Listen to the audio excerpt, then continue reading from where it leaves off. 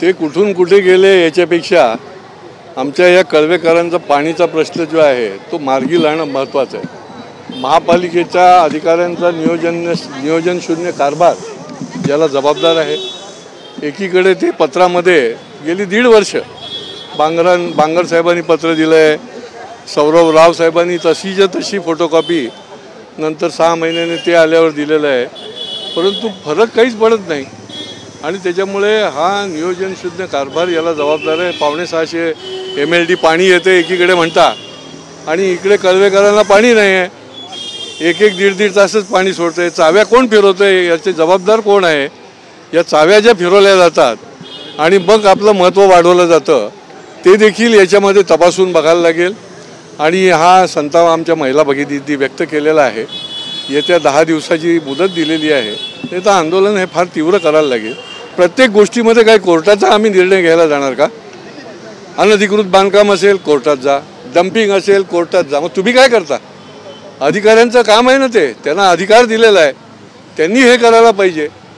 पाण्यासाठी देखील लोकांना रिट पिटिशन टाकून कोर्टात जायला लागलं आहे आणि त्याच्यामुळे हे महापालिका नियोजन शून्य कोर्ट देखील एवढे ताशेरे त्यांच्यावर ओढलेले आहेत। आणि त्याच्यामुळे या कळव्याचा या प्रश्न जो आहे पुरेसं पाणी देण्याचा, ते टाक्या आहेत तर पाणी नाही, पाणी आहे तर पाईपलाईन पण अजून बांधलेली नाही, इतका नियोजन शून्य कारभार आहे। आणि त्याच्यामुळे तो त्वरित सोडवला पाहिजे, याच्याकरता हा इशारा मोर्चा आहे।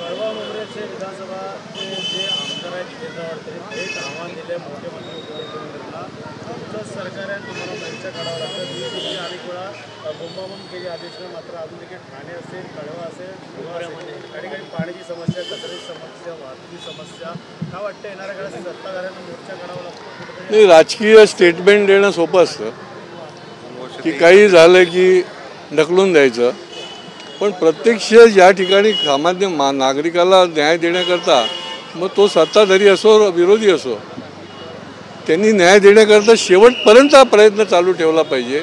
कशामध्ये बिघाड आहे, नुसतं आपलं राजकीय स्टेटमेंट देऊन गप्प बसून चालत नाही। आज आम्ही इकडे आलो ना, आम्ही कळवेकरांना कोणी या ठिकाणी तुम्ही वाली नाही तर आम्ही या ठिकाणी आलो आणि ते आपली ही प्रक्रिया जी आहे, कारण महापालिकेचे जर अशा प्रकारे गलथान आणि नियोजन शून्य काम चालत असेल तर प्रत्येकाला ठिकाणावर आणण्याचं काम करणं हे आपलं कर्तव्य आहे। आणि त्याच्यामुळे ते या पुढच्या काळामध्ये देखील आम्ही करत राहणार आहोत।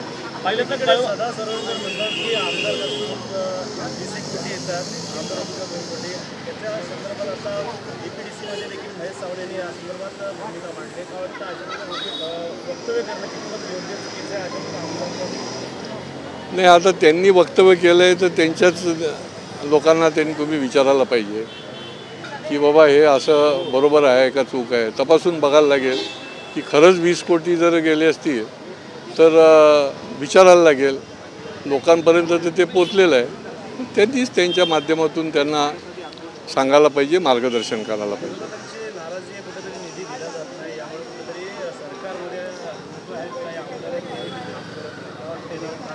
बघा, या MMR रिजनमध्ये वैयक्तिक जरी विरोधकांचं नाराजी म्हणजे त्यांना निधी दिला जात नसेल अशा बोंब असेल तरी खऱ्या अर्थाने इतक्या प्रकारच्या योजना ज्या आहेत त्या शासनाच्या माध्यमातून महायुतीच्या माध्यमातून गोरगरीब जनतेच्या योजना असतील किंवा नियोजनासाठी वाहतुकीचे अडथळे दूर करण्यासाठीच्या योजना असतील, याच्याकरता करोडो रुपये खर्च केले जात आहेत।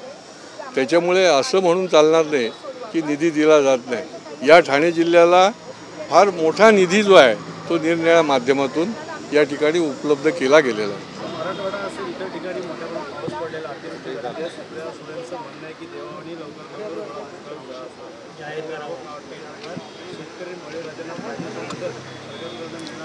नाही, मला असं वाटतं की जाहीर करण्याच्या आधीच सरकारने ऑलरेडी 2,500 कोटी रुपये जे आहेत ते ऑलरेडी वितरित करायला सुरुवात केलेली आहे। सरकार फार अतिशय संवेदनशील आहे। सरकार पक्षातले सर्व मंत्री देखील त्या ठिकाणी ताबडतोबीने जात आहेत। सर्वांचंच काम आहे, कारण बळीराजा अडचणीत असताना सर्वांनीच त्याच्यामध्ये सहभाग घेतला पाहिजे। आणि त्याच्यामुळे हे जाहीर करा ते जाहीर करापेक्षा प्रत्यक्ष त्यांना कशी तातडीने योग्य मदत पोहोचेल हे जास्ती महत्त्वाचं आहे, ते सुरू झालेलं आहे।